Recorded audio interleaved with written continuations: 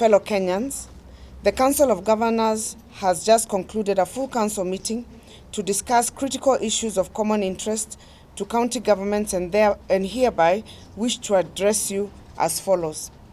Number 1, status of disbursement of equitable share of revenue.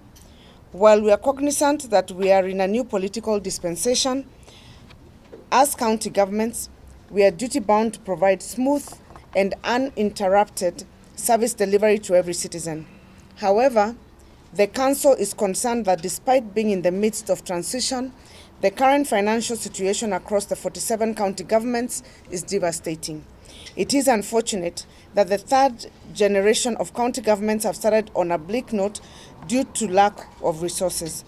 We wish to inform members of the public that the Constitution and the Public Finance Management Act 2012 requires that the National Treasury to disburse to counties on the 15th day of every month without undue delay. However, as at today, the total outstanding arrears owed to counties stands at Kenya shillings 51,762,201,733.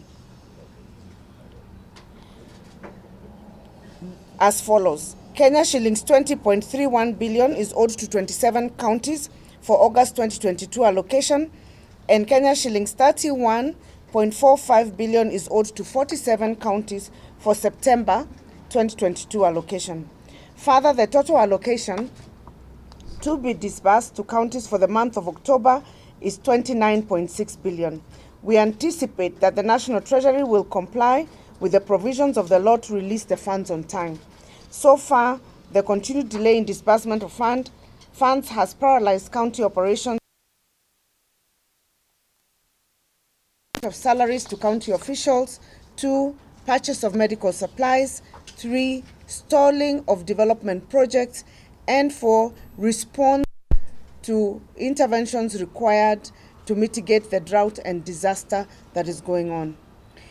The delays and unpredictable disbursements of funds has negative impact on service delivery, and counties run the risk of accruing pending bills.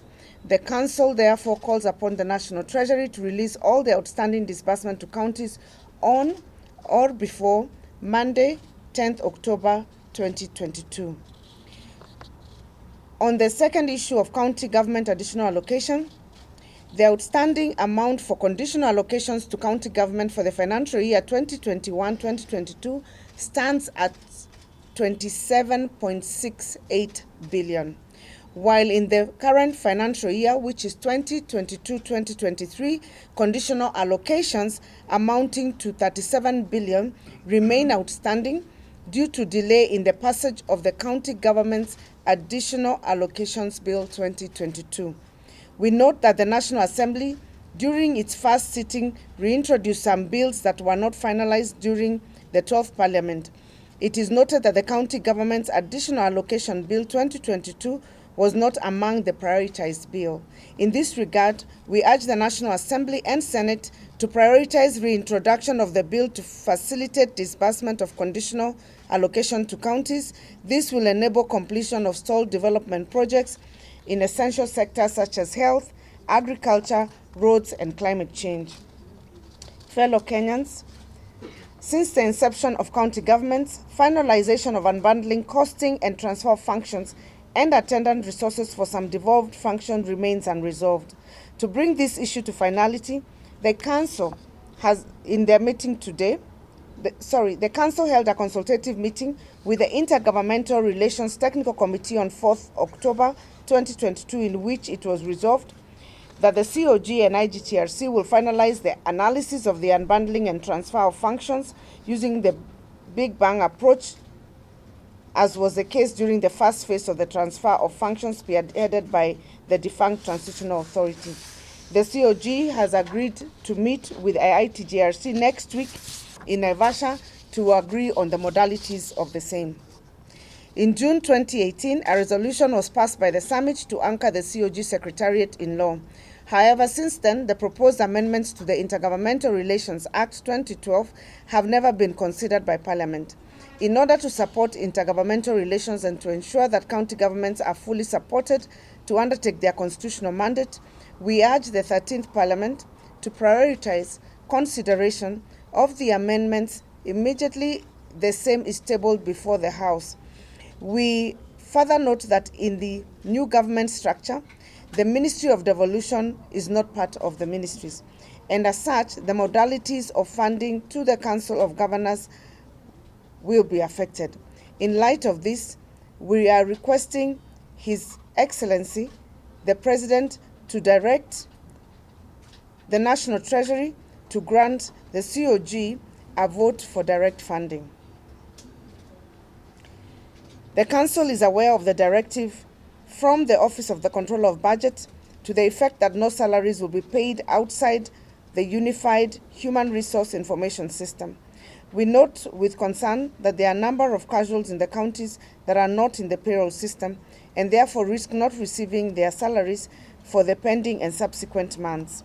To resolve the payment issues, county governments will furnish the Office of Control of Budget with the required information to facilitate payment of their salaries.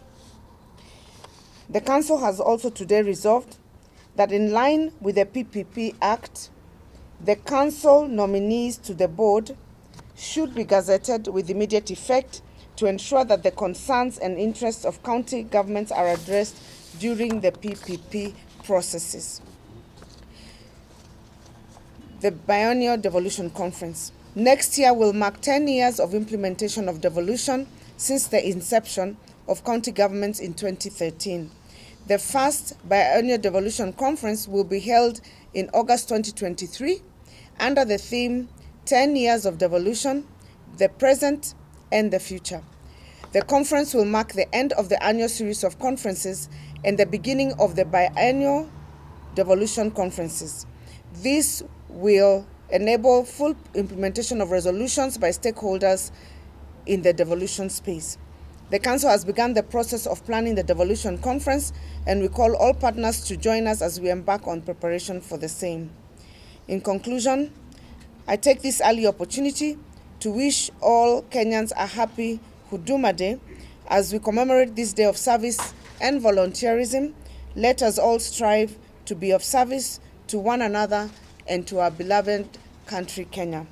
Thank you.